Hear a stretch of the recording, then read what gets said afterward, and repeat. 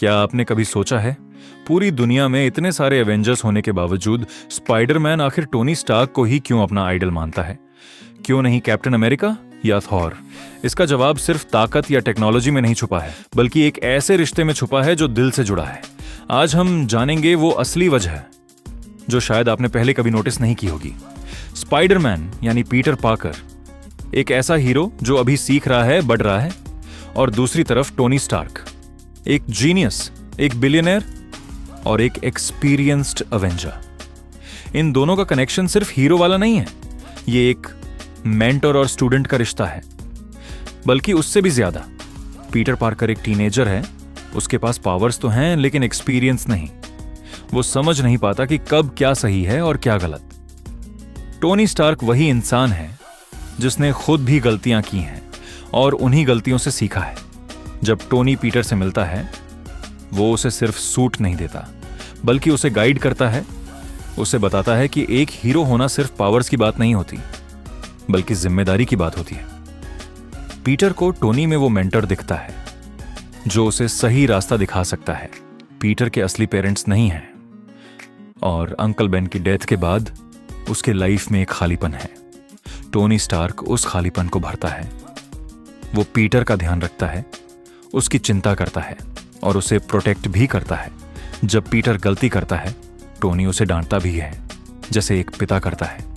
यही वजह है कि पीटर टोनी को सिर्फ आइडल नहीं, बल्कि एक फादर फिगर की तरह देखता है। टोनी स्टार्क दुनिया का सबसे बड़ा टेक जीनियस है और पीटर भी साइंस का फैन है। पीटर हमेशा से गैजेट्स, एक्सपेरिमेंट्स और इनोवेशन में इंटरेस्टेड रहा है। जब वो टोनी को देखता है तो उसे अपने जैसा ही एक इंसान दिखता है, बस बहुत ज्यादा एडवांस्ड वर्जन। टोनी उसे इंस्पायर करता है कि वो अपने ब्रेन का यूज करे और सिर्फ पावर्स पर डिपेंड न रहे। सिविल वॉर में टोनी स्टार्क पीटर को टीम में लाता है। सोचिए, एक स्कूल स्टूडेंट को एवेंजर्स में शामिल करना, ये कोई छोटी बात नहीं है। टोनी को पीटर पर भरोसा था, उसे पता था कि ये लड़का स्पेशल है। जब कोई बड़ा इंसान आप पर ट्रस्ट करता है तो वो फीलिंग बहुत पावरफुल होती है।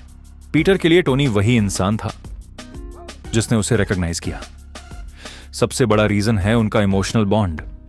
इन्फिनिटी वॉर में जब पीटर टोनी के सामने डिसअपियर होता है, उसकी आखिरी लाइन, ये मोमेंट दिखाता है कि पीटर टोनी से कितना जुड़ा हुआ है।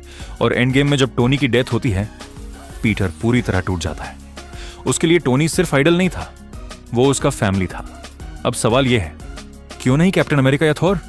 कैप्टन अमेरिका बहुत डिसिप्लिन्ड और स्ट्रिक्ट है, पीटर उससे रिलेट नहीं कर पाता। थॉर एक गॉड है, उसकी दुनिया ही अलग है।